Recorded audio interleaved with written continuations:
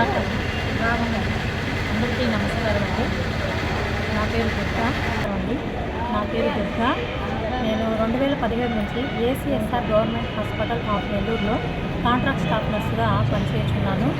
మేమందరూ ఇక్కడికి గుమ్ముగూడి రావడానికి వచ్చి ధర్నా చేయడానికి గల కారణం ఏంటంటే రెగ్యులరైజేషన్ అండి. రాష్ట్ర వ్యాప్తంగా ఉన్నటువంటి కాంట్రాక్ట్ స్టాఫ్ నర్సెస్ అందరినీ కూడా రెగ్యులరైజ్ చేసి మా అందరికీ కూడా ఉద్యోగ భద్రతను కల్పించాలన్న ఉద్దేశంతో మేము ఇక్కడ గుమ్ముగూడి ఉన్నామండి. మేమందరం కూడా రెగ్యులరైజేషన్ గురించి ఎందుకు అడుగుతున్నామంటే ఎన్నో రకాలైనటువంటి ప్రాణాంతకమైనటువంటి వ్యాధులైన swine flu, corona first wave, second wave, third wave, ఇవే కాక ఎన్నో రకాల medical emergencies, surgical emergencies, traumas, paediatric emergencies, gynaec emergencies, ఇవే కాక చాలా రకాల ఎమర్జెన్సీస్లో పేషెంట్స్ అందరూ కూడా క్యూర్ అయ్యి సేఫ్గా ఇంటికి వెళ్ళటంలో మా కాంట్రాక్ట్ స్టాఫ్ నర్సెస్ అందరూ కూడా ముందుండి ప్రముఖ పాత్ర పోషిస్తున్నారు కూడా అండి.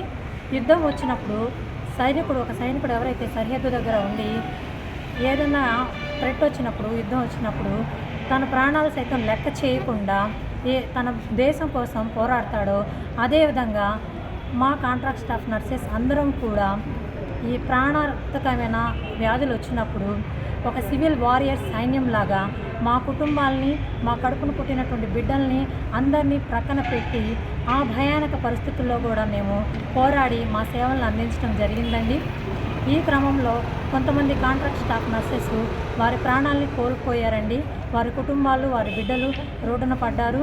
వారి కుటుంబానికి కానీ వారి బిడ్డలకు కానీ ప్రభుత్వం నుంచి ఏ విధమైనటువంటి బెనిఫిట్స్ దొరకలేదు. ఎందుకంటే వారు ఒక కాంట్రాక్ట్ స్టాఫ్ నర్స్ అవటం వలన. కొంతమంది అయితే వారి కుటుంబ సభ్యుల్ని కోల్పోయారు, వారు అనాథలుగా మిగిలారు. ఇంకా కొంతమంది అయితే మరణపు అంచుల దాకా వెళ్ళారు అండి. ఇవన్నీ కూడా కాదండి, మేమెంతో శ్రమ చేశాము, ఎంతో కష్టపడ్డాము, ఎన్నో సంవత్సరాలుగా పనిచేస్తున్నాము. మా సేవల్ని మమ్మల్ని ఎందుకు గుర్తించట్లేదో మాకు అర్థం కావట్లేదండి. ఎప్పుడో ఆల్రెడీ ఏఎన్ఎంస్ ఉన్నారు, వాళ్ళని జిఎన్ఎంస్గా ట్రైనింగ్ చేసి ఆల్రెడీ రెగ్యులర్ పోస్టుల్లో ఉద్యోగ భద్రత కలిగినటువంటి వాళ్ళకి స్టాఫ్ నర్స్ పోస్టులు ఇచ్చి వాళ్ళకి న్యాయం చేయాలని చూస్తున్నారు. వాళ్ళకి న్యాయం చేయడం కాదండి, మాకు GNM course 3.5 years, BSc nursing 4.5 year course, ఈ after these 2 courses higher education MSc nursing చేసినటువంటి మా అందరూ కూడా న్యాయం చేయమని మేము కోరుతున్నాము. వాళ్ళని రెగ్యులరైజ్ చేస్తారో చేయరో అనేది ప్రభుత్వం తీసుకున్నటువంటి నిర్ణయము. మొదట మాకు న్యాయం చేయమని మేము కోరుకుంటున్నాము. మాకు న్యాయం చేయండి, మాకు రెగ్యులరైజ్ చేయండి, మాకు ఉద్యోగ భద్రతను కల్పించండి.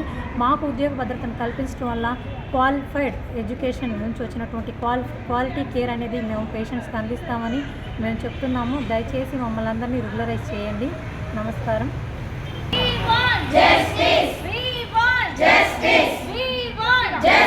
మన హక్కుల కోసం, మన జీతం కోసం